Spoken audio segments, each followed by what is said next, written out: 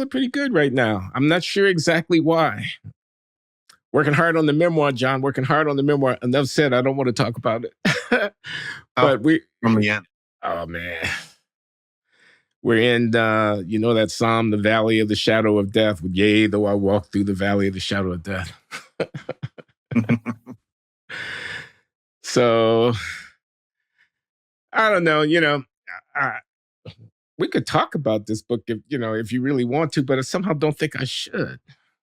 Why? It's like, I don't know. Well, I'll ask you this. Yeah. I may have to eat my words because now everything that I say about this sort of thing is recorded. But I don't think I'm going to be doing a memoir. Or if I do, I'm going to do it when I'm 90. Okay, John is gone. He'll be back. We're going to carry on with this. John's coming back right now. Yeah. Glenn, I'm going to move. When this happens, often I have to move to a different part of the house. It might be my end.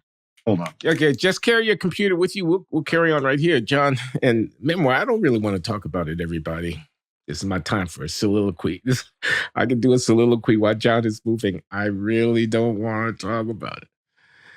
When I say the valley of the shadow of death, I mean the valley of the shadow of death, So, and I'm not doing it to summarize something. I mean, this is a literary undertaking, John. It's art. It's not a report. I'm not reporting. It's the meaning of life. That's what we're dealing with here. We're dealing with the essence of things. Self-knowledge. Self-honesty. I mean, even if I wanted to lie to you, I have to be clear with myself about what actually happened so I don't know what I'm lying about.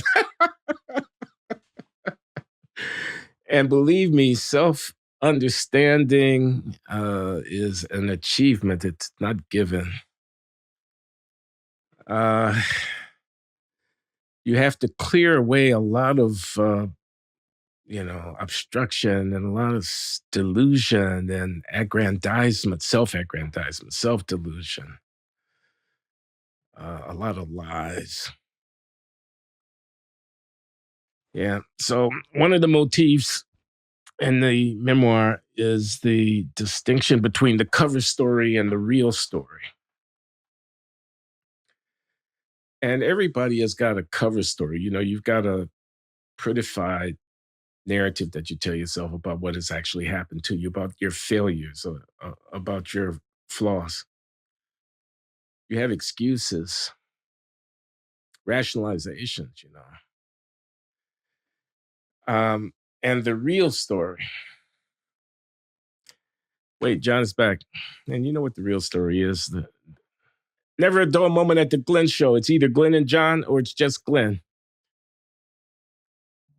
I just feel like if I wrote a memoir, every second reader would be thinking of it as Black man writes about what it was like being a post-civil rights Black person. And I don't want people to read my life, and even the people who would love read it would be thinking. So don't you worry about that a little bit? Yeah, man. I hear what you're saying. You're giving them red meat. You're setting yourself up for a certain kind of cheap takedown. Everybody is going to impute motives to you. I see what you say about that. Yeah, I do worry about that moment. I mean, John makes a good point. He imagines how it's going to be read. He anticipates the reviews that'll be written by the usual suspects. And the carping, that was the word I was looking for, the carping. The kind of little small, look at this little, And in my case, given the what it meant for me to walk through the valley of the shadow of death, I mean, the way I was living, the things I was doing, the life I was leading, the double life I was leading, the depths of,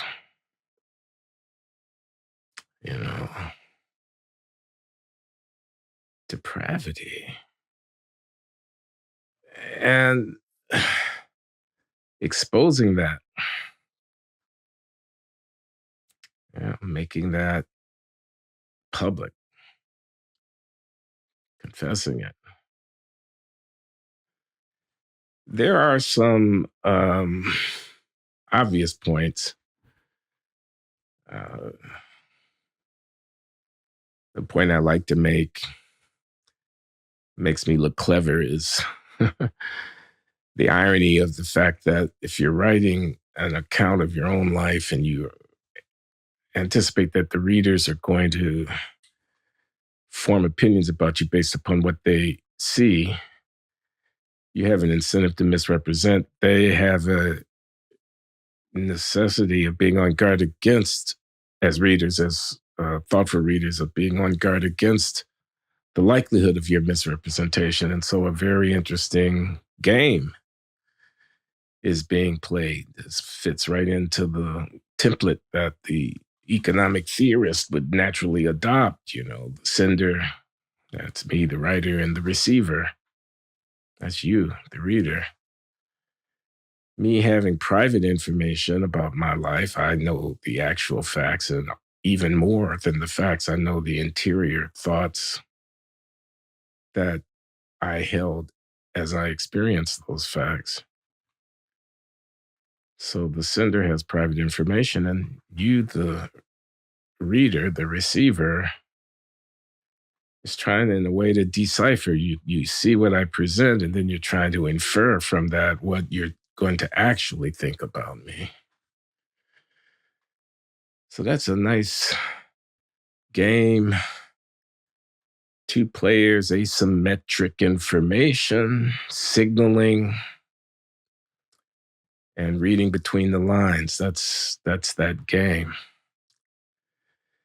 And the irony is that if I want, as the sender, to be able to have an impact on what you think about me, that is, to be a credible influencer,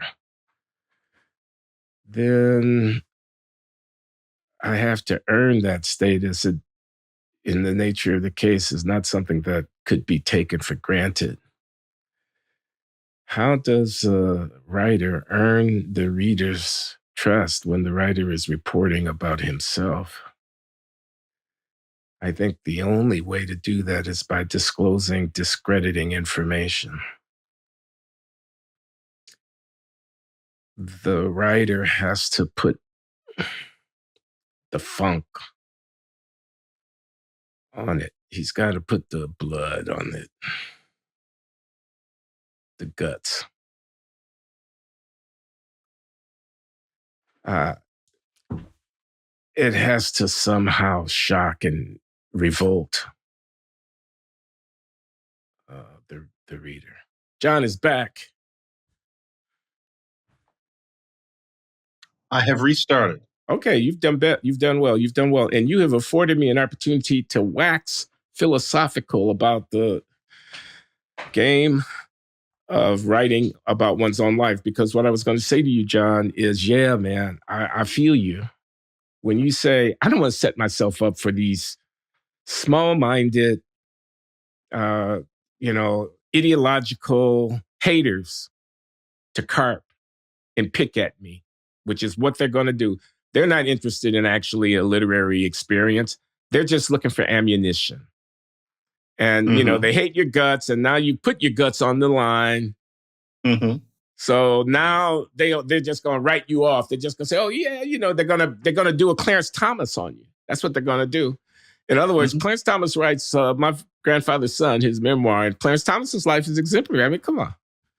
You could easily make a movie about Clarence Thomas's life. Easily. Mm-hmm. He comes up speaking a different language and the poverty thing on the thing, and he goes through the thing he goes through. And I'm not asking for an evaluation of Clarence Thomas. I'm just saying that's what they're going to do to you because the reception of Clarence Thomas. I know you've seen Corey Robbins' book. Oh, in fact, didn't you extol it in a piece that you? Yeah. Anyway, and I don't much like the book, and we could talk about it, but I don't want to talk about it.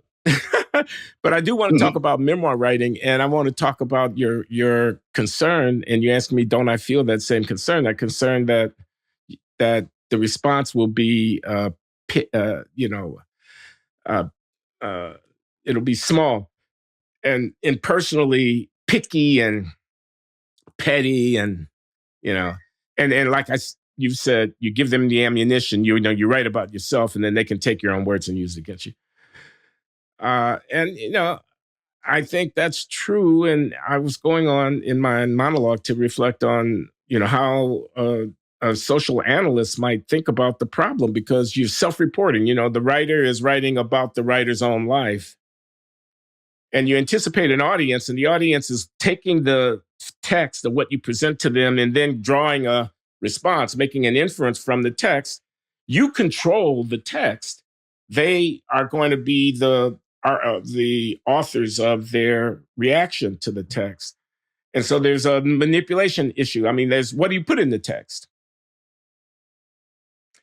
And what I was saying was, if you want, as a writer, to have credibility with the reader, you have to earn that credibility. If you want to be able to influence what they think about you by what you write, and let's say that's the purpose of writing a memoir, you want to leave a record that the reader of it will come to certain conclusions about you and your time and your life that are favorable from your point of view, then you have to earn the credibility of the reader. And the only way really to earn the credibility of the reader is self-discrediting disclosure. You have to say things that are ugly about yourself in order to persuade the reader that you should be taken seriously when you say anything else about yourself. So this is a high wire act, man. This is walking out there where a wrong step and it's all the way down, kind of thing like that.